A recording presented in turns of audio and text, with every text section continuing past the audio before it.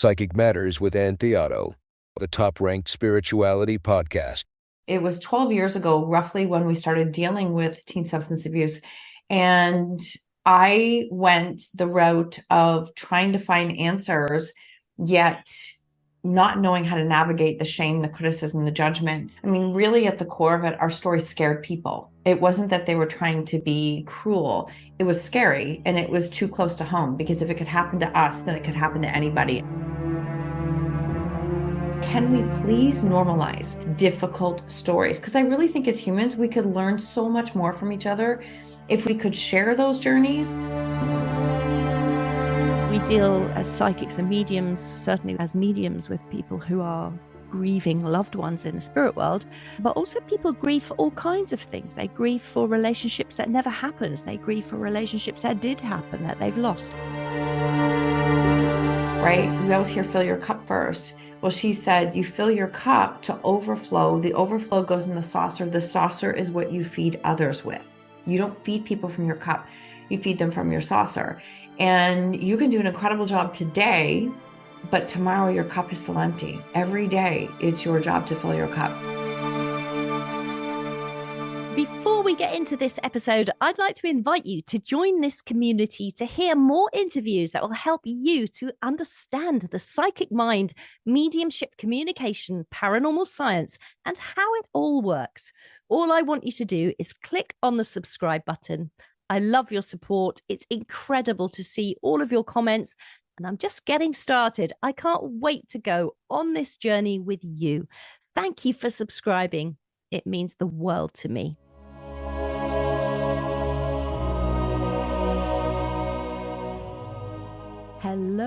Hello. My name is Ann Theotto, and welcome to episode 102 of the Psychic Matters podcast.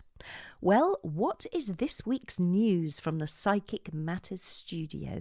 You may know by now I have a new podcast YouTube channel. If you type Psychic Matters into the YouTube search bar, you will easily find me. And a little reminder that every single episode from 2024 will now be watchable on YouTube. So not only can you listen to the audio version on all your favourite podcast platforms, as you are doing now, but you can now watch my guests as they speak in the Psychic Matters studio. So do go over to YouTube and press the subscribe button so you don't miss any of the content. In other news, it's been a busy couple of weeks. I've been out in London on the south bank of the River Thames, attending a fascinating British tradition of celebrating 12th night with a very special wassailing session. I did, of course, take along my very trusty video camera to take footage of the event, and this will also appear on my YouTube channel very soon. Well, what is wassailing, I hear you ask? Well, traditionally it takes place on the 12th night after Christmas and involves a visit to a nearby orchard for singing, dancing, drinking and general merrymaking. But what happened on my day out was this. We gathered outside the Globe Theatre on London's South Bank, and to begin the celebrations, a crowd gathered to watch the extraordinary Holly Man, the winter guise of the Green Man who appears on all our great British pub signs and pagan myths and folklore. And the Holly Man is a super tall human being, by the way, and he was decked in this fantastic green garb and evergreen foliage, and he was piped over the River Thames alongside somebody else dressed up as the devil Beelzebub, and they were both accompanied by some amazing musicians dressed in spectacular medieval costume. And then the Holly Man arrived amongst a big crowd of us all standing outside the Globe Theatre, and he was led by a troupe of actors known as the Bankside Mummers and an incredible London beadle, a sort of bell ringer with a massively loud voice who made all the announcements. And the Holly Man then does something called bringing in the green, where he toasts or wassails the people, the River Thames and all who sail on her, and then the Globe Theatre, which is an old tradition, blessing the actors and encouraging good growth. The actors, or the mummers, then moved along, processed to the Bankside jetty, followed by the assembled crowd, and there they performed this traditional sort of freestyle, what they call St. George folk combat play, which featured some hilarious characters such as the turkey sniper, Clever Legs, the old Oss, and many other crazy characters all dressed in these spectacular colourful costumes. Honestly, it was a sight to behold, and the play is full of wild verse and boisterous action. It's sort of a time-honoured part of the season, and it's been recorded since the Crusades, would you believe? And one other thing, tiny little cakes were distributed to the crowd at the end of the play, and inside the cakes there is a bean and a pea hidden in two of them. And so those from the crowd who eat the cake and find the bean or the pea, they find themselves hailed king and queen for the day and crowned with ceremony with these wonderful crowns made of broccoli and a sort of orb made from a cabbage. It's just so funny. And then they sort of dance, all of us, all the people follow along, the musicians and the king and the queen. And then there's more dancing and storytelling and singing, and there's this kissing, wishing tree, and it's such a brilliant day. I love every minute of it. I always do. I've been going for years. It's absolutely wonderful. So I've recorded it just to give you a little bit of an idea of what wassailing is really, and the kind of things that go on in the world that are so fascinating. And I will be bringing that to the YouTube channel. So don't forget to subscribe, because you don't want to miss out on the wassailing video when it comes out. Wassail! And so to this week's exciting podcast. Get ready to immerse yourself, dear listener. I really hope you love listening to this episode as much as I have really enjoyed creating it for you. Today, I am honoured to be joined in the studio by Marsha Vanwynsberghe, who is a prolific author, speaker, publisher, and Master NLP Trainer and practitioner. Marsha has dedicated the last 25 years of her life to the field of kinesiology and personal training, where she's not only transformed bodies, but also helps people make profound emotional changes in their lives. Her clients didn't just focus on physical fitness, they delved deep into their thoughts, beliefs, habits, and actions. But that is not all. Marsha has faced a unique set of challenges in the last few years, navigating through life-altering family crises with substance abuse affecting her two teenagers from a very young age. However, through this journey, she's learned invaluable lessons and discovered a reservoir of strength within herself. Marsha has faced financial and business setbacks. She's battled serious health issues and grappled with overwhelming feelings of frustration and isolation. And in the midst of it all, she made a bold decision to share her story and the lessons she's learned with the world. Today, we'll be diving deep into Marsha's journey of personal transformation and resilience and gleaning some of her expert knowledge in the field of NLP, neuro-linguistic programming. Welcome, Marsha. It's an absolute pleasure to have you on the show. Thank you so much for having me, Anne. I'm thrilled to have this conversation with you. It's great that you've made time. I know you're a busy lady. We really appreciate your time, Marsha. And of course, we know your journey is really remarkable, and I can't wait for our listeners to hear much more from you. So to start with, perhaps you could share a little bit about your personal background and what inspired you to focus on storytelling and empowerment in the work that you do? It's funny because if I really think back, I was the kid that loved true stories, sports stories, overcoming. A lot of my friends would be watching cartoons, and I was watching stories of biographies. And I was always fascinated by people who overcame really difficult circumstances. So I think that was something that always did inspire me. And then I went into the field of kinesiology, and I worked there for 27 years, literally, helping people to learn how to walk again, how to find their strength to overcome fear of movement, because fear is very powerful emotion. We know that. And that's what I spent my time doing. And then it really was it was 12 years ago, roughly, when we started dealing with teen substance abuse. And I went the route of trying to find answers, yet not knowing how to navigate the shame, the criticism, the judgment. I mean, really at the core of it, our story scared people. It wasn't that they were trying to be cruel. It was scary, and it was too close to home, because if it could happen to us, then it could happen to anybody, and nobody wants to believe things like that. And so during those years of navigating, what do I do with this? There was a lot of things that happened that led me into this space of wanting to share my story. And when I did that, I started to, very small groups, small stages, etc. But what was happening is I was finding so many people who would stop me and say, that's my story. I had it for like 20, 30, 40 years. I've never told a soul. And I was blown away by the amount of people that my story connected to. And let me just paraphrase that for a second. They didn't even have to walk my story. They also recognize the emotions and the experiences and the feelings. But we don't have to walk somebody's exact story in order to understand where they are and what they're walking through. And so through that process, I started to get really fascinated by stories. I came back and circled around again. And it was like, all right, well, if this is what we're walking through, how do I find my way through? And I couldn't find a lot of resources available. I couldn't find a lot of people talking about difficult stories. And through the process, I ended up deciding to write my own book called When She Stopped Asking Why. And during that time, I had the download of, I think I want to start a podcast, because I felt so compelled to, can we please normalize difficult stories? Because I really think as humans, we could learn so much more from each other if we could share those journeys and learn how to share those journeys. And through the process, especially over the last few years, I mean, this is what I do full time now. I have had so many people reach out and say, but how do you share a difficult story? They're like wanting to learn how. I believe there's a way, no matter what the story.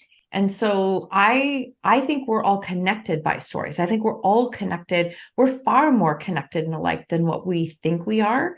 And we're walking through a lot of challenges, trauma, experiences, and we could actually learn a lot from each other as opposed to hiding in those stories.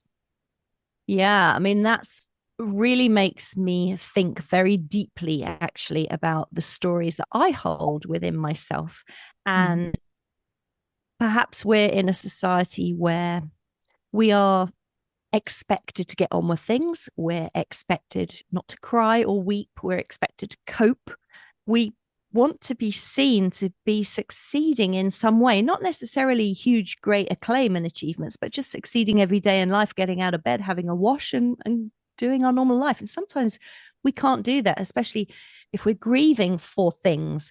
People who listen to this podcast, we deal as psychics and mediums, certainly as mediums, with people who are grieving loved ones in the spirit world, but also people grieve for all kinds of things. They grieve for relationships that never happened. They grieve for relationships that did happen, that they've lost. Marsha, go back a little over your personal experience here, and maybe you could, if you wouldn't mind, share a little bit of your personal story with us. Absolutely. I love that you shared grieving, because that was something that I had to allow myself to do. I was the perfectionist fighter most of my life. I was the kid who grew up really fast, really early, and was independent and was seen as like, that's a badge of honor. We don't have to worry about her because she's got it figured out. But that also meant I rarely asked for help. I did not want to be seen as asking for help, because for whatever reason, the badge of that meant weak. And that's how I subconsciously believed it to be. And so through this experience, I mean, if I even back it up a little bit more, I went through tremendous health challenges over the last 20 years, where I had a partial molar pregnancy. And a partial molar pregnancy starts as a baby, but it grows into a mass. And we went through losing that child at 6 months, and then going through monthly testing, 7, 8 surgeries, hysterectomy at a young age, and a lot of challenges that happened right before we started to deal with teen substance abuse. So here I am battling, health, and I work in the health field. This is what I do for a living. So it was a very weird time to navigate all of this. And I still had this belief that I have to do it on my own. until I couldn't. It was just really at a point of recognizing that when we carry that badge of I have to do this on my own, you block out anything that's available. Two things happen. Well, more than two, but you block out anything that's available, people, resources, etc. And you actually block out the ability to receive, which means your self-worth is just going to continue to plummet because you're not allowing yourself to receive any of the support. So I believe that life forced me to be in a position where I actually had to ask for and allow myself to receive support. So yes, these years with my kids, with my health, like they have been beyond challenging. And a couple of my really good friends have said, I don't know what soul contract you signed when you came to Earth, but you signed something huge.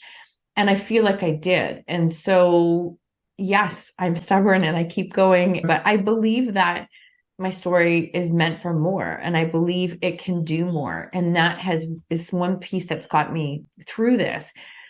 But another interesting thing is that I spent years as that fighter, perfectionist, like I can do this on my own, to now living life very differently in a sense that I ask for help. I don't stay in a position of feeling alone. I do reach out. I have a beautiful group of people that I have allowed in to my space as well. Again, being the pusher and fighter for years, now I am so curious about my mindset, what my brain is thinking, what my subconscious is, how to move through emotions, how to feel them. So it's like taking years of a masculine approach, and now all of a sudden it's like, this is a feminine approach. There's nothing wrong with it. It's just very different.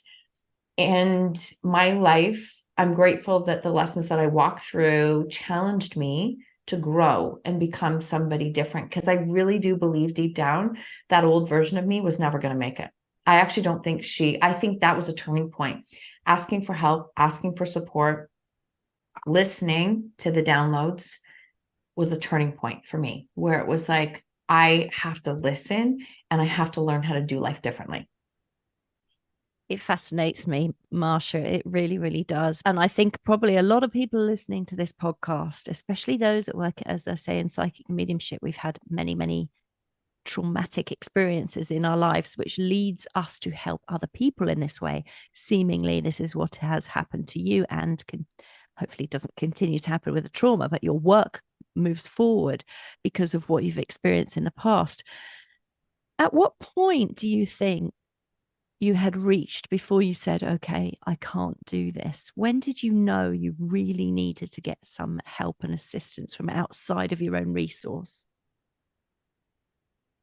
I think I'm going to take it to a point where I remember that moment on the floor, right? A lot of us have that moment on the floor where it's like this, I can't do this anymore. My way isn't working. I think there has to come a point where we recognize that our way, our choices are not working, right? They're not working, because I was literally doing everything I could possibly think. We had counseling, we had support, we had all of these things. I was walking around like this little student with a checklist that my counselor said to do. And I'm so proud because I did everything she asked. And she's like, yes, good job. And I'm like, but I still have all the problems. I don't understand what I'm supposed to do with this, because nothing I was doing was changing their behavior, nothing. And actually, this is the behavior of your children. Yeah. And okay. In fact, I would say it amplified. The more I tried to push and force and make change happen, the more it amplified what we were walking through. And so I remember that, and the counselor saying, it's because it's not your problem to solve. And I'm like, what am I supposed to do with that? Like, what do you mean it's not my problem to solve? I'm a parent. Like, how can I just turn my back on? And you think you're turning your back on others when you take time and make yourself a priority. You think you're not doing a good job. And she said to me that if they ever come back to you, you need to be a springboard for them. And she goes, I'm sorry, but right now you're a pile of quicksand. You can't even take care of yourself. And I know that sounds harsh, but I actually needed to hear that. And that was exactly, she was right. And so that, coupled with the moment where life was literally blowing up, I collapsed on the floor and cried like I've never cried, right? That primal scream cry. And I remember saying, if you help me through this, then I will do everything I can to support anyone down the road, because I don't know what to do next. And I heard a voice as clear as could be, and it said, stop. And I'm like, stop what? Like it wasn't my voice. Stop what you're doing. And I'm like, stop what? Like, I don't understand. And it was that I had to stop trying to fix, manage, control everyone else around me. And I had to take that energy and put it back on myself. And I had to let go to what was going to happen next. Very scary moment, but at the same time, crystal clear, so crystal clear that it was time for me to make myself a priority and listen to what I needed to give myself a fighting chance. Like I didn't have a fighting chance in the position that I was in. And it's so interesting because when you're in this kind of, I'm going to say it, a codependent relationship, because that's literally what it was. When you're in that kind of codependent relationship and all of a sudden you cut the ties and you take care of yourself, it really will disrupt the world. Like it disrupts your inner world, because people are like, what, why is she not responding? Why is she acting? Why is she not acting? Why is she doing that? And you have to be so clear that like, I'm doing this for me. I am doing this for me. And that's literally where a lot of my languaging started, even though I didn't understand what NLP was at the time. That came years later. It was like, I have to change my words and my language and how I'm speaking to myself. And I have to stop saying I'm stuck. No wonder I feel stuck. It's the only word I ever said is I'm stuck. And so I had to stop saying those words. And the other things I had to really do is be aware that how many times was I owning someone else's choices and not owning my own, right? We sit in this blame situation of when they change, my life will change. And ultimately what you're doing is giving all of your power away, and you're not helping them, and you're also not helping yourself.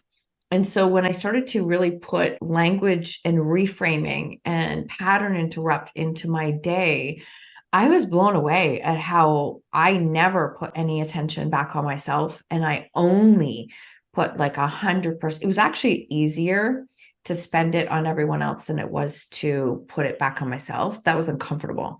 But I had to learn how to do that. And when I found myself, I'm like, on my choices, oh, wait, that's not my choice. That's not I'm like, oh my God, what am I doing that's actually my choice? And that's where the words came from. Literally, my whole languaging of what I say is like owning your choices. That's where some of those changes started to really come from. So when you say you put the attention back on yourself, what did that look like? Can you give me some concrete examples, perhaps, of what you were doing and then how you changed it?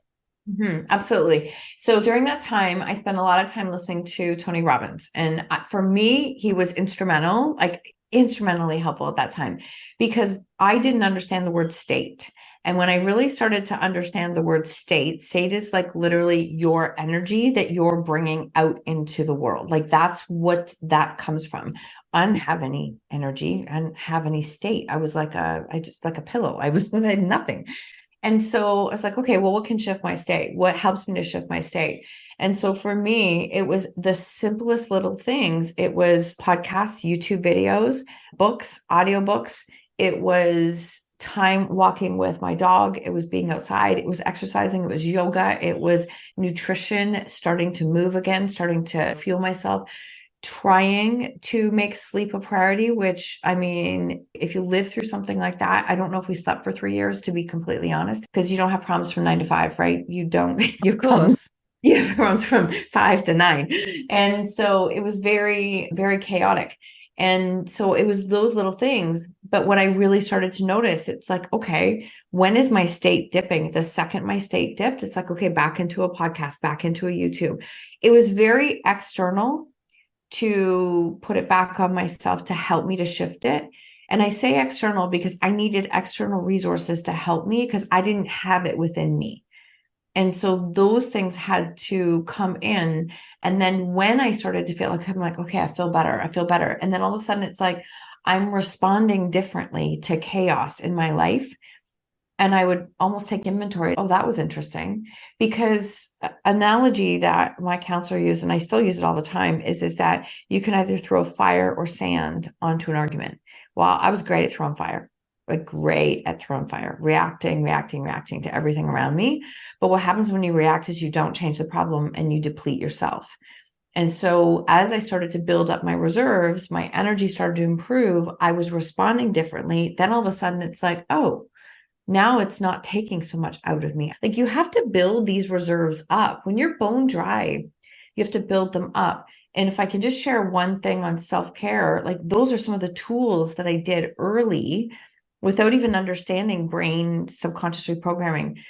But one of the things that I heard Lisa Nichols say probably almost a decade ago, and it was life-changing for me, is the cup and the saucer. We always hear fill your cup first. Well, she said, you fill your cup to overflow. The overflow goes in the saucer. The saucer is what you feed others with. You don't feed people from your cup. You feed them from your saucer. And you can do an incredible job today, but tomorrow your cup is still empty. Every day it's your job to fill your cup. And so I would even sit in this space of ownership. Okay, that's not my choice. Wait, what have I done to fill my cup today? I'm like, oh yeah, I've done nothing. No wonder I'm feeling this way. So that was just this constant inventory, rechecking in with myself, just to give myself a fighting chance. It wasn't about, oh, I hope I thrive. No, how can I make it through today? How do I make it through today so that I can do the next day and the next day and the next day? And I think that in a way, that's a blessing that I had to go micro into days as opposed to thinking big picture. Because people say, what are you going to do for Christmas? Or what are you going to do next month for whatever? Today's Tuesday. We're literally just doing Tuesday today. I don't know. I don't even think that far ahead. I think that's a blessing that I had to think and learn that way. So those are some of the things that I had to do.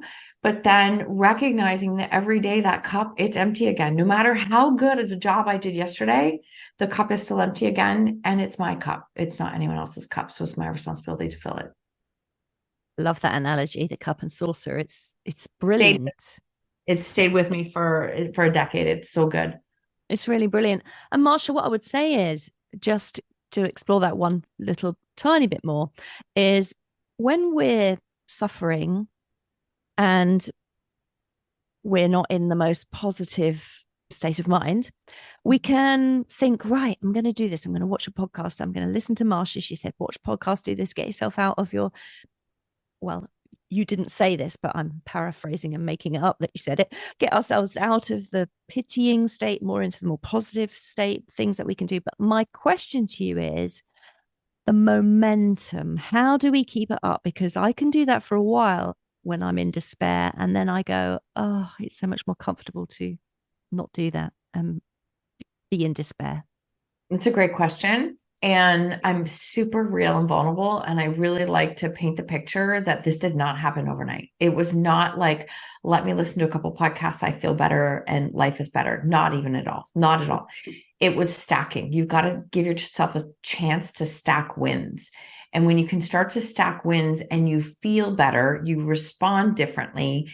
I think what also happens then is that your self-worth and value start to increase. And when that happens, it's like, okay, I know how this feels. I like this feeling. How do I get back to this feeling?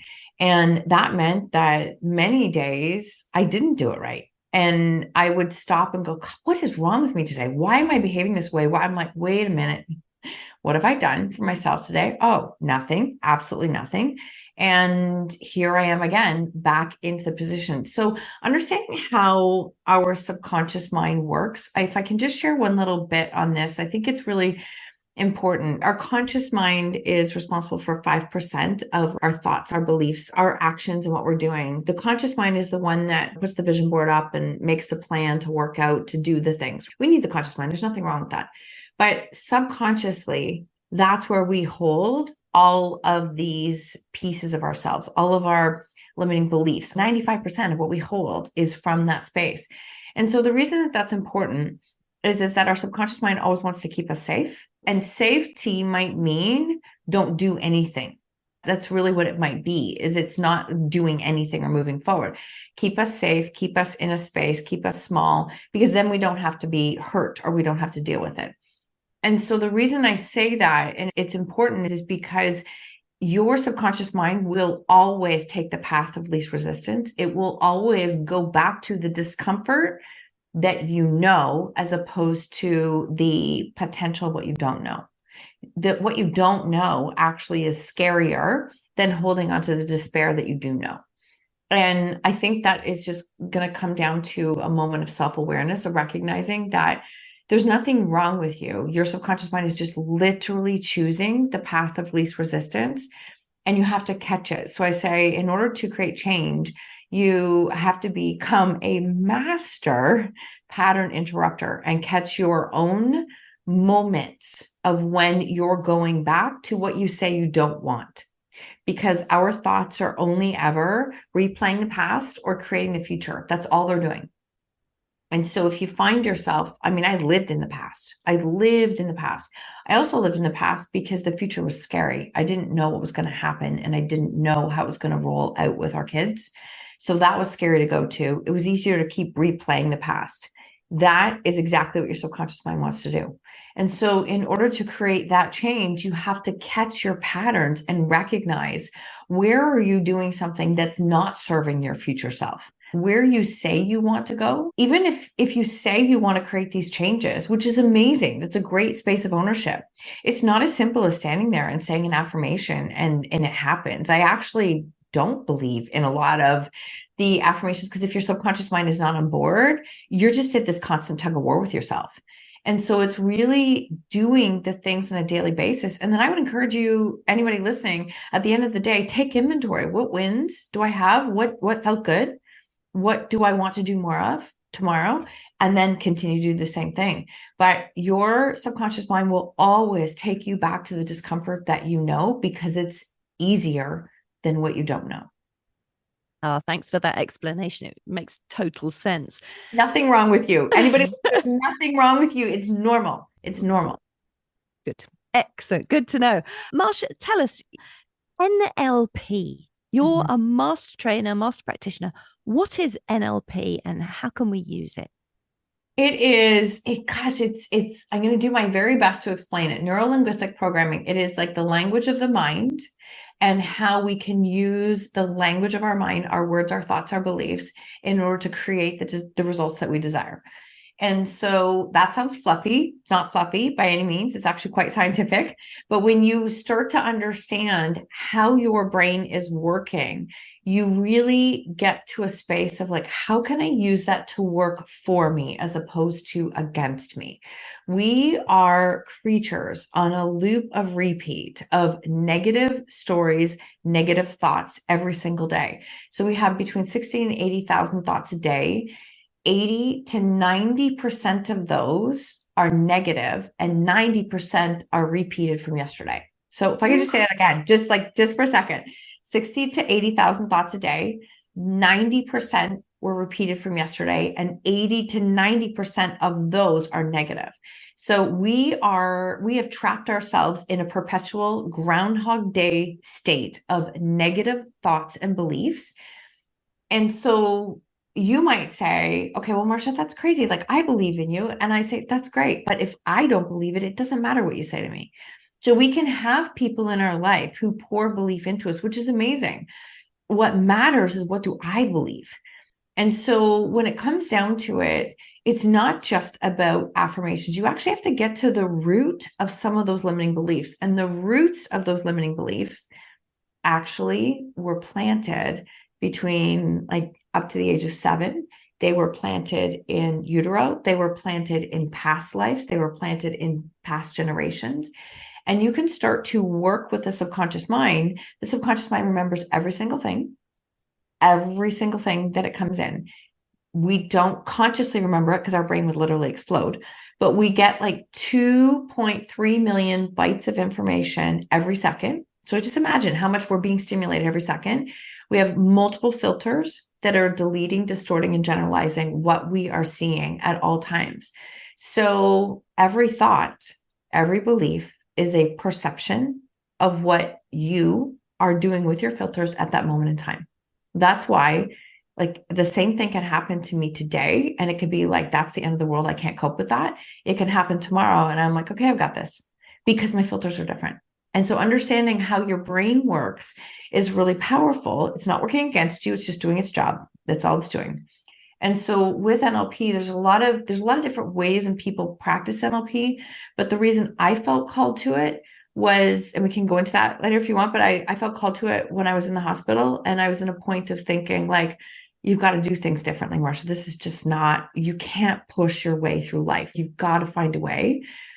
And so with NLP, the way I've learned it, I was trained in time techniques, hypnosis, EFT tapping. And what that means is that with time techniques, you can actually take a client back through their subconscious to release the blocks, the limiting decisions of the main emotions. And they are, just one second, anger, fear, shame, guilt, hurt.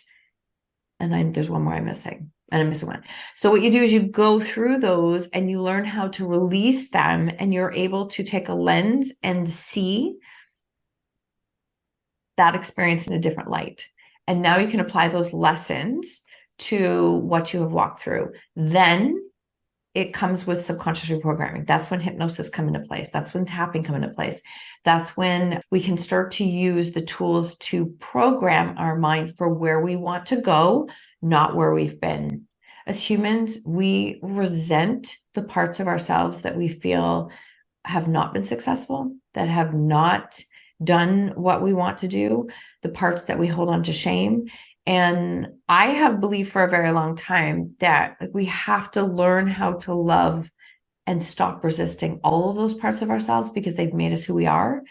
NLP has allowed me to incorporate tools to stop resisting those parts of ourselves and see that it has actually shaped us into who we are today. So it's a long explanation, but I hope that gives some insight, because we hold on to so much that's not serving us. We think there's something wrong with us because we're not achieving the success that we want. And it really comes down to understanding how your brain works. And it's just doing its job. It's not because there's anything wrong with you. How do you reprogram, Marsha, then? A ton of repetition, a ton. I do not want to skip over that part. And thank you so much for that question, because I probably now, like, I listen to a hypnosis probably once a day. I listen to subliminals. Subliminals are where you have a message underneath of music, for example. I will work 1 to 2 hours a day. My subconscious is hearing the message. EFT tapping is another way it's like having full body acupuncture to help to get your body and brain in alignment with where you're going. And it takes a tremendous amount of repetition. And I do those things every day. And there's some days I do even more than that. But that's because it's easier for me to go back into my old patterns than it is to continue to move forward. There comes a point in time, it is getting much easier than it used to be. But somebody said to me, do I actually have to do these things like every single day? And I'm like, well, do you think every day? Let me go back to the 60 to 80,000 thoughts a day you have, right? 80 to 90% of them are repeated and 90% are negative. You are in a lifetime journey. I don't want to call it a battle, but it is essentially journey of you against you. And you get to decide how you're going to navigate that and show up in life. So I just want you to know it's a very normal process, but it takes and requires a tremendous amount of repetition. In the beginning, when I was trying to change my words from stop saying stuck, I had to, for an hour, I actually would write it down. Like, how many times did I say it? It didn't take long before I was like at 50 ticks. And I'm like, okay, this is crazy. This is crazy. Look at how much I'm saying this. No wonder I feel this way. So you do have to consciously see what you're doing and be willing to look at it. And here's a really big piece. You have to be able to do that without shaming yourself. Because the second you shame yourself, you're not moving forward. You're not. You're going to stay exactly where you are. So I started to almost make a sense of humor with it. It's like, wow, here we are again, Marsha. We're obviously doing this again. So it's like or the Mel Robbins used an example of naming that voice as somebody else. So sorry for any Sallys out there, but you can say, Sally, okay, I hear you. I'm good. I don't need you right now, because you want to recognize it's a different identity, right? It's a different identity. It's a part of you that existed for a long time, but you don't need it now. And so making these changes, identity level is like the way to create change in your life. as humans, we tend to focus on the environment, making, putting our clothes out, setting the schedule with the gym. Like those are actions and those are behaviors, which are great. But creating long-lasting change is how can you show up as that person, not a fake it till you make it, but what would she do? And so sometimes I literally have to stop and I'm like, what would the highest version of myself do today in this moment? And I'm like, okay, she would do not what I'm doing right now. She would do something different. So how can I continue to show up as that person in that energy, making those decisions? That's how we create lasting change. I love that. My higher self pictures up. What is she going to do? That's so empowering. It's brilliant. Right. But see, this is the thing. It's the opposite of shame. Yeah. I can shame myself at any time. I was really good at it for a long time, but choosing the opposite is how you create that. It's like, what is my higher self doing? And I think that, if we really, I believe in a higher self. I believe my higher self has had my back this whole time. And I think that that's one part of it, is recognizing that I am being guided and I am being supported and I'm allowing myself to have that support. The other thing, if it's okay if I can share this, that I think is really important, I've learned with NLP, is some inner child healing, right? Some really going into some spaces of what I've been holding on to, what I've been judging myself. And so a really powerful exercise that anyone can do is take a picture of yourself where you've been maybe overcritical, you've been judgmental, you've been hard on yourself. And it can be a child, right? I've done the inner child work with pictures, which is pretty intense. And I have this picture, and if I can share, it was the very first time I shared my talk on stage. I was probably like 30 pounds over where I am right now. I looked really lost. I looked really scared. I forgot my talk on stage. I cried. And I was so critical of myself in that moment until I started to do this work. And I'll tell you, I pulled that picture up. I wrote a thank you letter to my soul in that picture, because I wouldn't be here today if she didn't find a way to pull the courage to go out there and talk on stage when it was really crazy, scary, when nobody believed it was a good idea. And she's got the harness. Like, so when I'm doubting myself, I'm like, go back into that picture, Marsha, look at her. How did she have the courage in that moment? And I'm like, it's in you. You can harness that because she is you. And I learned to let go of those, like we're holding on to all those anger, resentment pieces that are affecting us subconsciously. And that is a really powerful exercise to help heal inside of yourself, and knowing that I'm being guided and I'm always supporting that inner child at the same time. Yeah, that's just brilliant. It's so helpful, so useful. You mentioned as well the tapping, the EFT tapping. Can you explain a little bit about what that is and how that helps? Absolutely. I love EFT tapping. EFT tapping is where we tap on 8 different meridian points. So if you're listening, you're not here, but it's above the eye, it's the side of the eye, it's under the eye, it's under the nose, chin, collarbone, under the opposite arm, and then 2 hands on the head. And what happens is that how I teach it is that you create a script for something that you want to create, like something you want to do in your life. And you go through this script. It's like, I want to create, let me just throw an example. Like, say that I want to create more abundance in my life, because everybody always loves the word abundance. And so I want to create that. But what I start with is the languaging in the script is that, who am I to? Like, this is ridiculous. I can't do it, etc. And I say all of the thoughts that I'm thinking in my head, because I say them out loud. You keep thoughts in your body, they actually have way more power and they're toxic. You say them and they lose their power. So I start speaking the words that I'm thinking, that it's not possible for me. And as I tap through them, I keep saying it. And then halfway through, I start to shift the language. And it's like, well, I have this in my life. Like, this is where there's been some abundance. This is where there's been some growth.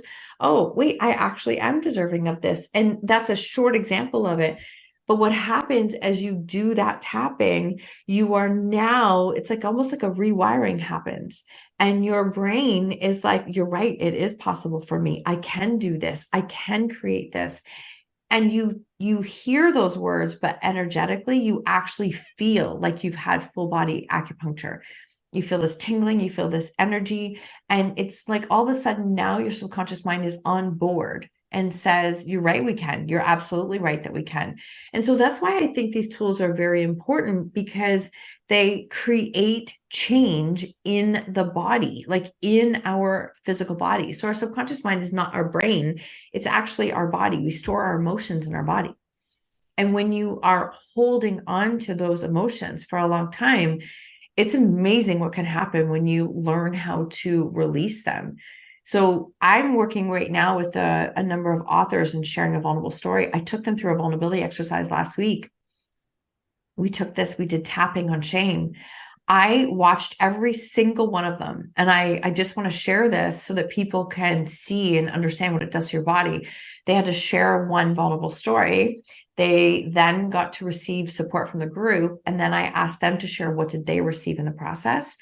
And every single person had a visceral reaction, trying to let go of something that was vulnerable to them that they had been holding on to. And so the reason I say that is it's like you think you're holding up to it in your brain. You're not. Your body is this storing all of this emotional challenge. And so EFT is a great way to release that energy. And when you can release that energy, you're now giving your nervous system a chance to be able to grow into the person who can create this change, who can hold what you're here to create. Because if your nervous system does not believe that you can do this and it's not on board for you creating this, you're going to self-sabotage every single time. And that's what happens, right? People will say, I'm on a goal of $1,000 a month in sales. You'll get to $995 or $999 and you will self-sabotage it because you subconsciously don't believe that you can do it. And so it's really about releasing those emotions. Tapping is a great way. There's a lot of different ways. But releasing those emotions in order to support yourself for where you're going. It sounds so powerful, really, really powerful. What does it stand for, EFT? Emotional freedom technique. Ah, thank you. Yeah, and then the points that you have been showing here by the side of the eye, under the eye, the lip, under the nose. What are those points and why are they specifically used? Oh, and that's such a great question. And I have to pull up my notes to see exactly what all of each one has a point, like each one has a reason. And I honestly cannot remember right at this moment, but it really is like, this is where we hold a tremendous amount of our emotions, is in these 8 spots, right? In these 8 spots is where we're holding. And so going through them is like having acupuncture on all 8 points. A typical tapping session, I say, is about 10 minutes. And sometimes it's like, don't ever let yourself be held back and think, okay, but I don't have a script. You don't need a script. You just start talking about what is it that you're saying to yourself, the words you're saying to yourself, and then allowing yourself to shift that into the language of where you're going. Because remember, I cannot say it enough. Our thoughts are only ever replaying the past or creating the future. And so recognizing your words, catching them, hearing yourself, is a way to start to direct them in the direction that you want to go. And, you know, people say, well, what about journaling? What about, and they're all good. There's just so many different tools of what you can do. But if you're going to journal, what I would say is I take it the same way. Dump out the emotions of what you're feeling, right? Write them down. And I mean, don't filter them. Give yourself about a paragraph. Take a look at the words on the page and ask yourself, is that true? Like, is that true? Am I actually that person? Am I actually not that deserving? Am I actually? And if it's like, no, that's not true at all. Okay, great. So we've got the garbage out. Let's get the garbage out of our system, because toxic words in our body, they have tremendous power. You put them out into paper, they lose their power. And so you start to do that. Now, when you're going to journal, write, as I call it scripting, as if it's already done. So as if it's already done. And I do one for the end of every month. I do one for every quarter, and I do one for the year. Does it always turn out exactly as I write? No, but sometimes it's pretty close. And what I do is I script it as my higher self. My higher self is, you know what? She's making time for herself every day. She's prioritizing sleep. She's prioritizing the things that support her. And I write it in present tense as though it's already done. It's the end of October, and I'm so proud of myself for how I've carried myself through so many challenges this month. I've been consistent with this. Have I been perfect? No, but perfect was never the goal. And how can I do those things? So even if it's not tapping, even journaling, for example, is a way to program your words in the direction that you're going in.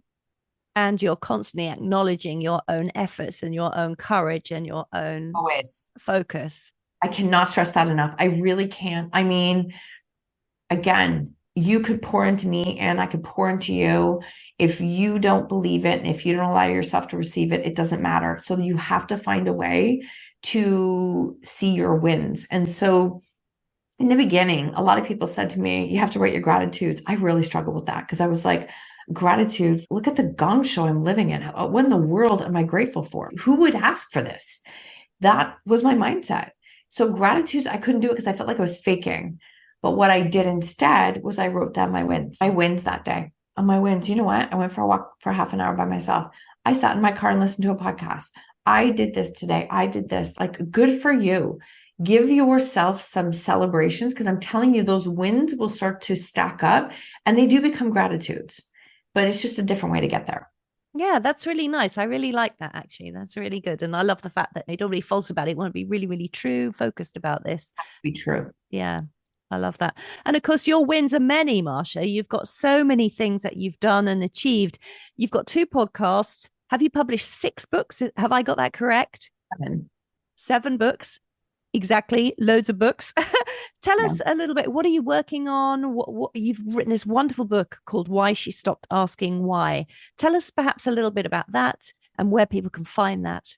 Absolutely. So When She Stopped Asking Why was a title that came to me, again, going back to intuition. I decided to write my book in 2016. And I always say, be very careful who you share your ideas with, because if you're not solidified on what you're doing, you're going to get the opinions of other people, and that might not be what you need at the time. So many people thought it was a terrible idea for me to write a book.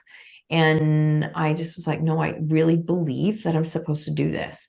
And intuition, strong, clear. And I sat down. So I started writing and I wanted to share my journey. The intention was, how can I support somebody who has never even walked my path? That was my intention all along. Yes, it's a parent who was dealing with teen substance abuse, but it was really about a parent who had to find her way when the path was gone. Like, the plan I had for my life was gone. And I had to release a lot of things to learn how to move forward. And so that was where the book came from. But all of the key points of writing, the title, the intro, the exit, the forward, the dedication, all came from quiet times and downloads. That was when I started to really become even more in tune with my intuition. And I went to my publisher and I said, When She Stopped Asking Why, she goes, no, it's way too long of a title. I'm like, nope, I like it. And that's what we're doing. And the reason is because that's when my life changed, when I stopped asking why. The why was killing me. And when you are standing in a space of replaying the past and asking why, that's a victim mindset. And I know it well. I spent many years there, but no change ever comes from victim mindset. None. And instead, the what, when I would catch myself saying why, like, why only matters if I'm moving towards a goal. Instead, I'd be like, okay, the why doesn't matter. It's what. Like, what can you do right now? What is an action word? And I'd ask myself questions. Marsha, what can you do right now? Well, you can listen to podcasts, you can move, you can do these things. And that was a transformational time for me. So that is the book. And then again, over the last couple of years, it's just been helping people, reaching out, who say, can you help me share a difficult, vulnerable story? Some of the stories I've had on the podcast have been everything. They're not light. They're not light at all. And that lights me up. I love having people share vulnerable stories, because I know they're helping so many other people. Our stories reach far further than we could ever imagine. And so the podcast has grown like crazy. Last year, we released another collaborative book called Everybody Holds a Story. And that's actually based on our podcast, our second podcast. That book came to be in 2020 when I lost my job. Quick story, but I lost my job. I was in the hospital having a fairly emergency back surgery during the pandemic, almost died twice, and had a moment where I saw myself in bed. And I remember saying, this is not how it ends. Stop you need to fight. And it was clear as could be. So we knew we had to do something with that story. So that story came into Everybody Holds a Story, and we helped 15 authors to write and share their difficult stories. And so now it's literally what I'm doing is I run a mastermind called Write Your Damn Book, where I'm helping people to learn how to share vulnerable stories. They're all very vulnerable, like crazy powerful stories. And we are branching. We've just signed our first publishing client where we are going to be helping them to publish their book, because I've had a lot of experience in the publishing field, seen a lot of ways that I don't love how it's done, and decided that we want to do it differently. And then I created a coaching certification called Outspoken, because why not Outspoken? That's what I was told for my whole life. But the coaching certification is the NLP certification. And I take those tools and bring them into writing your book too, because we are conditioned to believe that we just need more strategy for everything. And strategy, going back to conscious mind, is literally only 5 to 10% of what you can do and create. You can buy all the programs, do all the things with strategy. If you don't believe that you are worthy of it or that you can create it yourself, you can never out hustle or outwork a limiting belief. So the NLP tools come into everything that I do, because I've learned firsthand how powerful they are. It's just brilliant. It's so brilliant. Your podcast has done so well. Your podcast is called Own Your Choices, Own Your Life. And I know it's in the top 2% of the most popular shows out there across the globe. Out of 3.25 million podcasts, I think, are out there now. So to be in the top 2% is fantastic. Yeah, huge congratulations to you for that. If people want to look you up, Marsha, perhaps book a session with you, coaching session, etc., how do they find you? I've made it very easy because my last name is long. So it's Marsha Vanwynsberghe. Everywhere you go, it's Marsha Vanwynsberghe. If you start typing my name in Google, it'll all come up there. There's not a lot of Marsha Vanwynsberghes, which is great, actually. But that's how you find it. And that's my website. And I'm active on social media. So it's an easy way to connect. Or if you're not sure, just start listening to podcasts.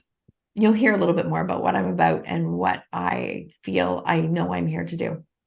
I think it's beautiful. I think something that's really stuck with me there as you were talking about the book and how you wanted to do it your way because you didn't like the way other people had done it. I think that's something really to be treasured, because if you do have such a sensitive story that you want to share, you want to make sure you're sharing it with someone who's going to treat that story with the greatest of respect. That's such a good point. I think the one thing I am known for, and I learned the hard way, is that you have to find a way to share a vulnerable story and leave everyone in integrity. That was very important to me to learn how to do, is how to leave them in integrity. And I've always done that with my kids. Like my boys are my best teachers. There's no question, but it's leaving everyone in integrity, because if you don't leave others in integrity, it actually doesn't reflect on them, and it reflects on you. And it doesn't leave the message that I don't believe that's what people want to do. And if you're in a victim mindset, it's really hard to share a story and leave others in integrity. So it takes time and it takes work, but that's really what it comes down to. And like I said, we just had so many bad experiences. I resisted for so long publishing. My team, my friends are laughing so hard because they're like, Marsha, we've been saying this for years now. You need to do this. But I've resisted it until this year. I've had multiple strangers reach out and say, I think you're somebody who can help me write my book. And I'm like, I don't even have that available anywhere. I'm not selling it. I'm not doing it. And finally it was like, okay, I think the universe is saying, will you just please listen? Just listen and follow through. I know you don't know what to do, but it's not the first time in your life you don't know what to do. I need you to trust. And that's where we're doing. So that's what we're doing now. But I just want to share that to be real, because it certainly is never this straight road that it's like, I've got it all figured out and it's easy. Oh my God, no. I fight myself every day, literally every day. I just see it now. Yeah, I think that's really great. And I always like to look at it like it's driving at nighttime. You're setting off on a journey and you're just waiting for the road to be lit up, and it will only light up the next little bit. It won't light up your entire journey. It will just do the little bit in front of you. Oh, so glad you said that. I love that, because I just had a conversation with a client this morning and she's like, I need to know what all the next steps are. And I'm like, well, I don't know who you're going to ask, because you're not going to get that. Like, what's your next step? Like, what's the next one? And I actually don't think you can make the decisions after that until you make that first one. That's right. I think that you can't make decisions. That's right. And I think by making that first step, you make things happen because you've taken that first step, and that's the factor that makes the other things fall into place. Oh, I love that you said, I couldn't agree more. I often say we are so funny as humans. We're walking in this hallway where there's all these closed doors, and we're trying to figure out, like, what's the perfect door to open? And we stand there. Some people stand in the hallway for their whole life and never open a door. And it's like, what's the perfect door? And it's like, there's crap behind every single door. Like, no matter what decision you make, there's going to be challenges, but there's also going to be beautiful things, beautiful people. And I don't know where I would be without, actually, I'm not sure, again, I would be here. The people who are in my life now, because of some of those first steps, because of being vulnerable, because of allowing myself to connect with others, it's been life-changing, like life-changing for me. So I know it's possible.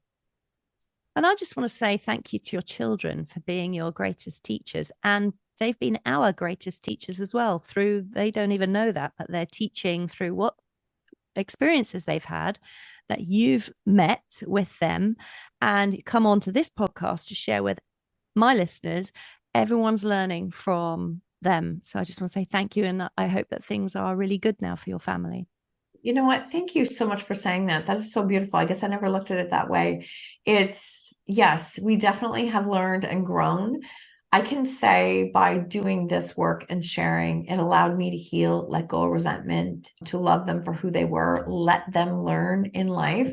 And we actually just had this conversation the other day with our one son. I'm like, if I could go back 10 years, I never in a million years would have expected that we could be sitting and having an open conversation, very real and raw, and supporting them in where they're at and what they're doing. And I think that's a blessing. That's a massive blessing, because I have a better relationship with them now than I ever did.